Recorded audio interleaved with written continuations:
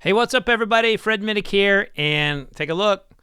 I don't got my glasses on, so as you may have noticed from my previous videos that have dropped recently, I had big glasses, these guys, which I still carry them just in case I have issues. But I recently had eye surgery, and I'm feeling okay. I'm feeling okay with the lights. Like, it's a little sensitive with the studio light, but I can survive. So this is gonna be my first ever video review with no glasses. So kind of actually no, I did one on Club Marzipan the other day, so I take that back. My first one on YouTube, no glasses. Pretty exciting for me, but a life of no glasses is pretty cool. Well, today I am going to review a new product I'm very excited about, Jackson Purchase. This is 70% corn, 20% rye, 10% malted barley, 117.8 proof. It is 4 years old. It's only available in Kentucky, but this is one of those where if you want to get it, you can probably get it. And also, really nice, Kentucky Bourbon Trail. Buy if you're on the road. Now, a little bit about this product. Jackson Purchase is a relatively new distillery that kind of started out as like a contract whiskey company, and then they started making, they decided to put out their own product. It is founded by Kentucky Bourbon Hall of Famer Craig Beam, who is the son of Parker Beam. I've known Craig for a very long time. He's a great distiller. He did wonderful things at Bernheim, and just really excited to taste his stuff. Now, I have tasted his White Dog, had him on one of the club tastings at Club Marzipan, and he talked about the grains, and he sent us White Dog, and he sent us various agings of the product at different levels, and it was fan-friggin-tastic. I absolutely loved it. So here is his first release. It is only $59. Now, I think we got, no matter what happens here, whatever I say about the product, I want to say my hat's off to Jackson Purchase and Craig Beam for coming out with a product that is less than $70. Now, it's $59, so it's not like $40, but we're talking about a new distillery. $59, I feel like, is the new $30. It's the new $40. With between inflation and what all the goods that it takes to make whiskey cost now, it's hard to make money for these distillers, and the only way they can make money, and a lot of times, is by coming out with a very expensive product. So I'll have to, he signed this bottle for me. I don't think they meant for me to review it, but Craig did send me this bottle. So, I am friends with Craig. To be honest with you, I'm friends with pretty much all the distillers. And, I'm always like, I don't sign the bottle, I'm going to review it. Or if you're going to sign one, send me one to review and one that I can keep as a keepsake. So here we are with a signed bottle. I'm going to find out if I like it. Now, here's the thing about it. If anytime I review a friend's whiskey, I'm always like, they know going in, I may or may not like it. And sometimes it's caused some uncomfortable moments for me, but at the same time, I've always got to be honest about what I like. And if someone can't respect that, then you know what? They're probably not really my friend anyway. They just wanted to use me for my review. And I don't think Craig's like that at all. I think I could say his whiskey sucks and we'd still be friends. But he's probably still thinking oh God, he's gonna say it sucks, huh? I don't know, Craig. Let's find out. I'm still just kind of with these new eyes, I'm just like, ooh, colors are more vibrant. I can see things I've never really seen before. I can read unbelievably well. I don't need glasses for that. That's just a whole nother world.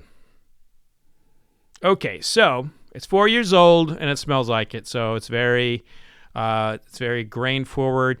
I'd say it's like corn on the cob meets cornbread, right? So real corny cornbread coming out of a cast iron skillet in the oven. Maybe a little brown sugar there, but it's young. It's young. There are no green notes, so green notes would be something like, green wood, or something that doesn't. There's no like vegetable rot smells, which is often the case with younger products. None of that. No bubblegummy notes, so there's no like issues from like the yeast I can smell. All that is to say, it does not contain some of the younger products' flaws that are often coming off at 4 years old. And if this is your first time checking out one of my reviews, I know it's been a while, I smell with my mouth open. It helps kind of open up my olfactories. I go side by side.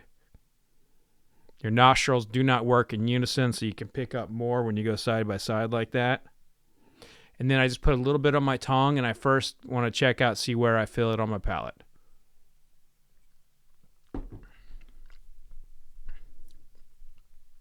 Okay. Now, I mentioned that it smelled young. It tastes older. So this tastes about like some of the younger Bookers have tasted. So talking like one of those 6-year-old Bookers, lower proof ones. So again, not flaws there. So there's not any of those kind of real jumpy out notes, but it feels on my tongue just like Booker's does, which is right there in the middle of the tongue with a little bit of action on the tip of the palate. And, I'm looking at, well, you know what? That's where I feel it on the tongue. I'm going to taste it again and kind of break down what it is I taste exactly. Oh, I just spilled it all down my beard. That's one of the good things about having a beard. It catches all the bourbon that you spill on yourself. And, truthfully, if you don't have a beard and you're looking for a reason to grow one, that's a good one. It's a bourbon catcher. Okay, that sounds odd. All right, I'm going to taste it again, so I went off on a little bit of a rant there. Okay. Coming back to that cornbread note, coming back to that sweet kind of cornbready note, corn pudding. There is a fair amount of brown sugar popping in on this. I'm also getting like some pepper, a little bit of anise too. So it's got kind of like an old school bourbon anise flavor to it, like a black licorice even there toward the end. Finish is very medium to long, solid pour. Great first release. I'd probably be putting this, put this about like 87, 88 points. This is going to be better than the majority of your first releases of a new distillery. This is a fantastic pour for the money. And I'm going to say it like it's right there in the league of a lot of those Bookers at lower proofs. And I think that's a really good comparison. And Booker's is a solid product that has traditionally been in that 87 to 92 point range for myself and other prominent reviewers. So kudos to Craig for what is really a very tasty, very tasty first release. So yeah, 87 points, man. Yeah, I feel very strong about that.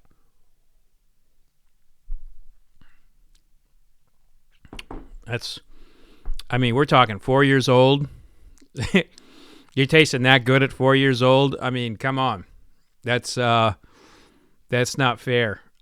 This stuff at 8 years old, or 5 years old, 6 years old, 7 years old, and 8 years old, oh man, this is going to be absolute money over time.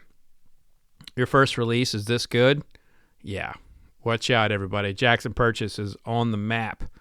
And I cannot wait to taste more of it. So kudos to you guys. Very, very good. Very good. So a few updates on some other things. I've got a new book coming out called Bottom Shelf. If you haven't checked it out already, I've got a link in the description. It's basically a memoir of how I got into bourbon, how I became a taster, and a particular bourbon I started chasing. And I ain't going to lie, I poured my soul out into it. I talk about what it was like coming home from Iraq and recovering from the war and finding bourbon. It's definitely going to throw a lot of people for a loop because I've talked about it some, but I really opened up about that time of my life. I also started a new podcast with Jared Allen. It's called Fourth and Neat. If you're not already subscribing to Fourth and Neat, go check it out. We drop episodes every Thursday at 2, with shorts dropping throughout the week. And this week's guest is Eric LeGrand, so make sure you go check that out. But I appreciate you all tuning in. Appreciate the support. And let me know what you think about the new look, the no glasses. What do you think? Here to stay or put the glasses back on? Cheers. Oh, vodka sucks.